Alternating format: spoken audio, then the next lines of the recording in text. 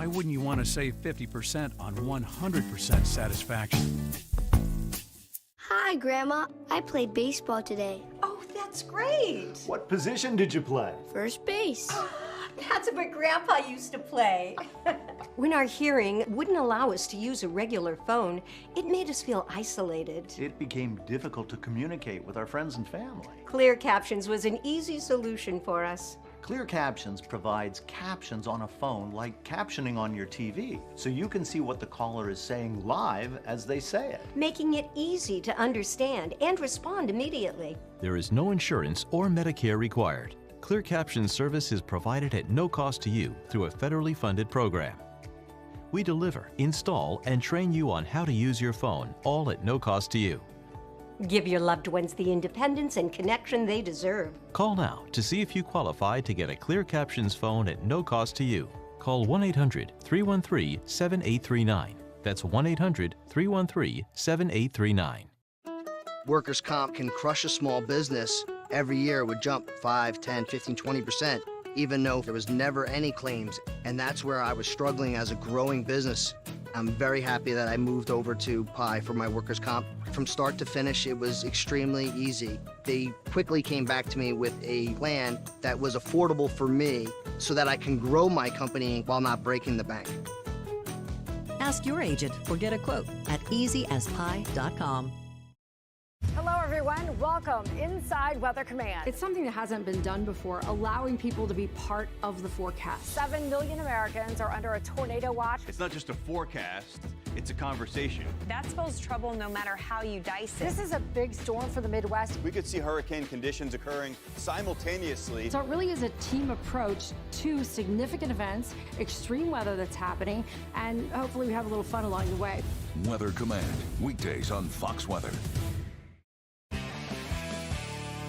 And welcome back to Fox Weather across America. California is still reeling from heavy rain, mudslides, and wind damage. We've seen scenes like this across the Golden State where countless water rescues have taken place. But there is good news. Lingering rain is finally on its way out. Nevertheless, we've seen still some rivers rising, all because of, the delayed effect. Also an issue, power outages, right around 140,000 customers without power. Also good news here. Over the last hour to 2 hours, I've seen this number go down by around 5,000 customers. So we have seen some improvements as the line workers are getting out, improving sky conditions, calm conditions. So that is helping the process probably speed up.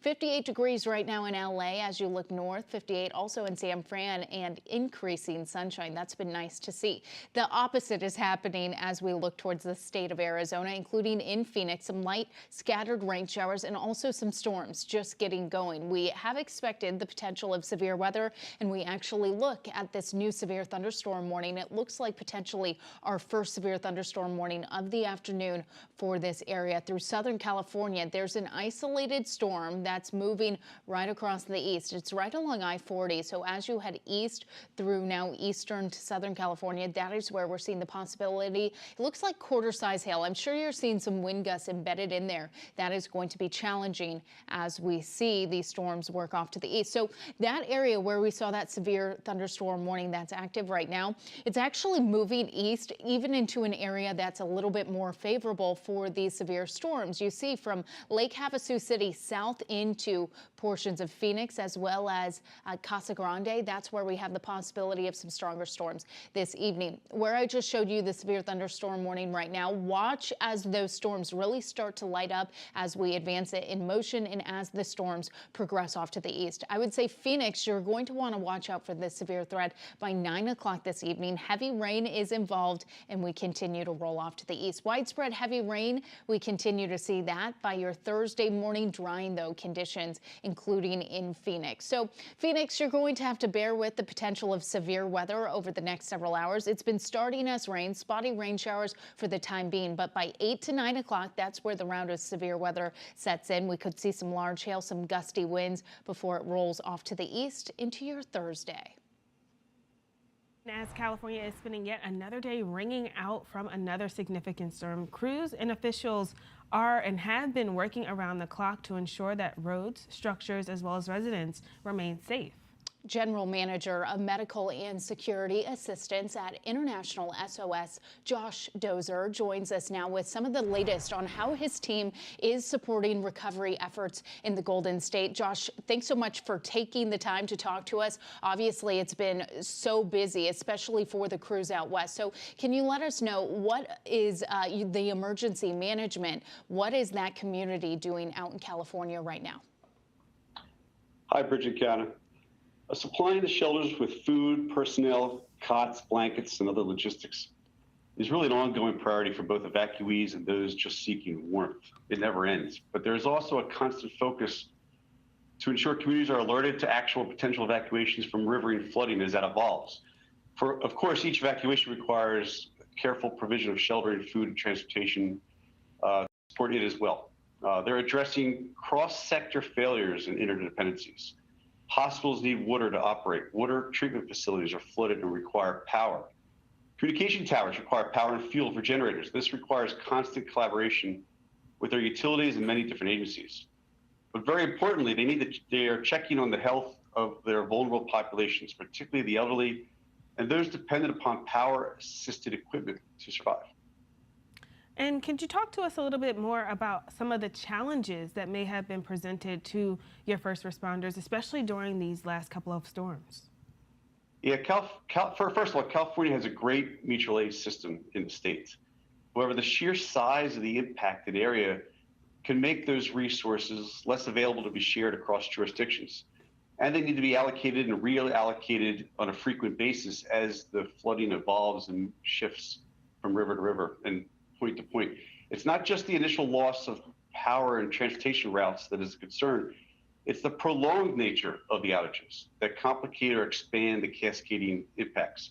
Remember that continued snow melt will keep the dam and river levels high for some time, and the potential for repeated flooding continues. And of course, their mission is always expanding as additional infrastructure sectors may be impacted. Right. We've seen round after round of weather like this so far this season through the entirety, really, of the winter season. So with each new storm we've seen, have there been any key lessons that first responders and emergency management teams have learned throughout the last several months? Absolutely.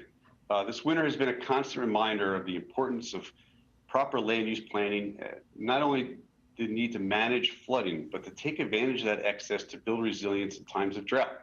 Our systems require investment and redesign from that perspective. It's also a valuable lesson for some of the higher consequence earthquake risks that could occur at any moment in the future. Landslides, disruptions to power, loss of roads, and a large number of affected population are all similar consequences that you would expect in an earthquake. So these are great lessons to apply for future hazards. And the past few weeks highlight the importance of really neighborhood support and local community response teams. When roads are not passable and first responders are attacked, we must rely on our neighbors and family to check on and support those who are the most vulnerable. Of course, you know, hard with this system, the last several, hard to even know where to start. Of course, your team, emergency team, has been doing a great job out to the west. Josh Dozer, thanks so much for joining us, and we wish you luck in the next several months. Take care. All right, and we are going to now switch the gears just a little bit. Time for our sunset strips, where we highlight the best sunset photos. Take a look at this gorgeous and chilly shot of last night's sunset that came from the National Weather Service out of Marquette, Michigan. All of that snow piling up on the side of the road there. So much snow as we head into the evening, no melt off, but again, looking forward to the spring months of warmer temperatures. And if you've captured a great sunset picture of your own, do us a favor, email it to our team, weather@fox.com, or tag us on social media @FoxWeather. More Fox Weather across America, that's coming up after this.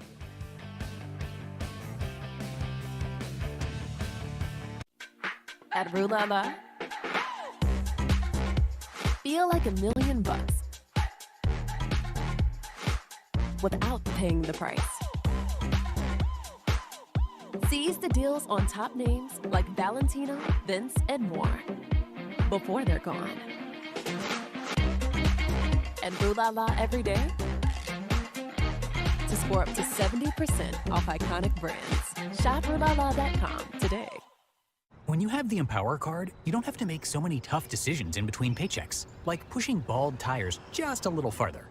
They don't look that bad. Being your own plumber. This is a wrench, right? Or not running the air conditioner on a hot day. I think I'm melting. The Empower card gives you cash advance up to $250 with no interest, no late fees, and no credit checks.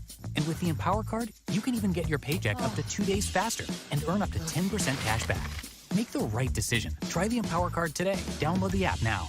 How many annoying spam calls do you get? 20 to 30 calls. I would get those calls that sounded serious. I'm a physician, so I can't turn my phone off. You get these recorded messages claiming they're from the IRS. Your heart starts beating fast? Try RoboKiller. I'm like, sign me up. RoboKiller screens these calls for me and it blocks the ones that need to be blocked and allows the ones in that need to be allowed in. And how many spam calls do you get now with RoboKiller? I'm getting 0 spam calls because of RoboKiller.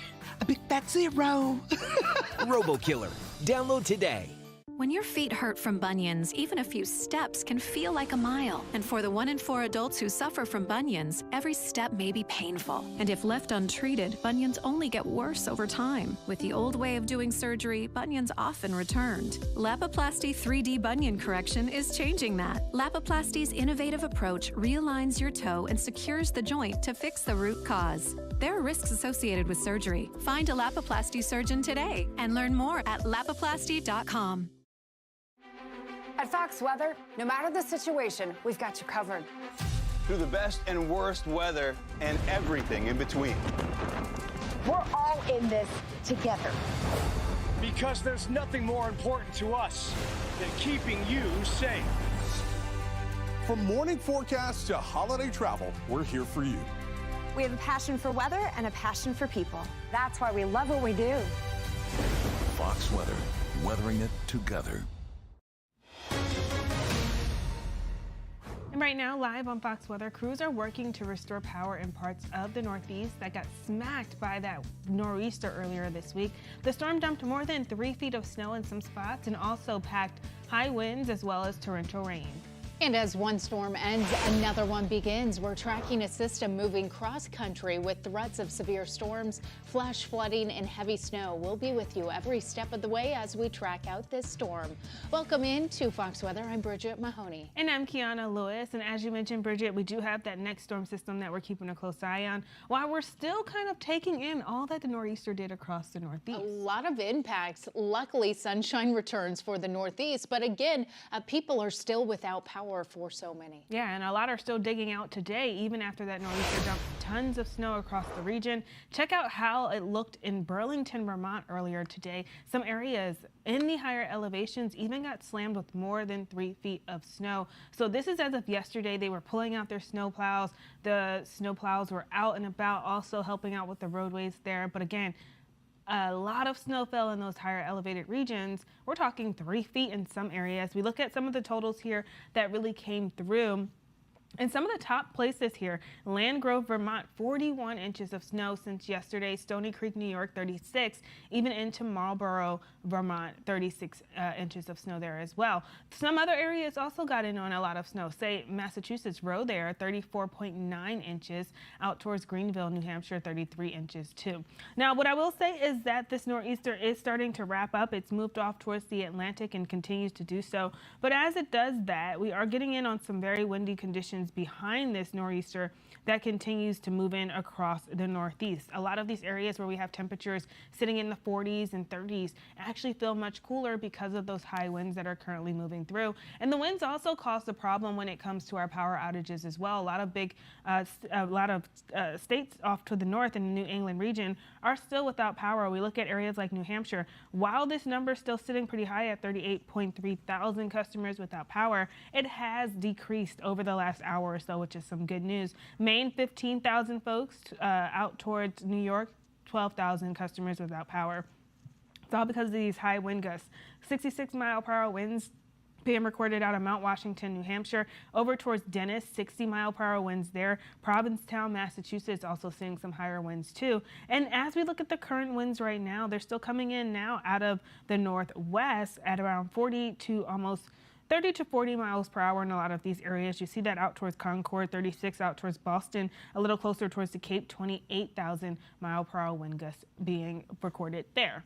We'll head over towards Albany, New York, where we take a live look out now. Not looking too bad as the sun gets ready to set. We are entering into the golden hour. A few clouds across the sky. This was actually one of the areas that got hit the hardest, and this is also where we're going to find Fox News' Stephen Goen. Stephen, you've been out and about here. We see the snow piled up behind you. How are folks here in Albany picking up the pieces after our nor'easter yesterday? Well, Kiana, people here, they are used to this kind of weather, so they are just kind of digging out like they always are. They're plowing, they're shoveling, but like you said, you can see all this snow behind me. That's what you're left with after the kind of nor'easter that we got, and it only took a few inches to make it look like this. In Albany, people saw about 10 inches in the past 48 hours, but in some higher elevated areas, they saw even more, about 30 inches, even more in some places that fell in the past 2 days. Now, with the storm over, the big concern today is the power. Across New York, tens of thousands of people woke up in the dark this morning, and emergency crews are still hard at work trying to restore that. People here in New York, they are usually prepared for this kind of weather, but with the storm coming so late in the season, a lot of people here say they're just ready for spring and for all of this to melt. This is pretty typical of the time of year. We're going to have, the weather is already good, about freezing right now. So a lot of this is just going to dissipate. It's a pain for a couple of days and it shall be gone. And we could see some of the snow start to melt in the next few days as the temperatures increase. We had a high of about 36 today. It's going to be about 46 through the rest of the week. And the sun has been bright and high all day long. So people here could be seeing some of these snow levels go down. They are counting on that so they can go on with their lives. Back to you. All right, Stephen, thanks so much. We will be keeping a close eye on Albany in the days ahead as the snow continues to melt there. Thanks so much for your report. Bridget? And we want to go across the country now and check in on California in the aftermath of the heavy rain and flooding over the last week. Governor Gavin Newsom has expanded the state of emergency in the Golden State because of scenes like this in the Bay Area. Fox Weather's Max Gordon joins us live from Santa Cruz County as the crews continue to clean up. Hey, Max. Hey there. Yeah, 43 counties here in California under a state of emergency. Governor Gavin Newsom was in this area earlier today surveying the storm damage. Right now, we're along Highway 1, a famous highway here in the Golden State that's been shut down for the past day or so because of flooding along the Pajaro River. That flooding undermined some of the bridges that cross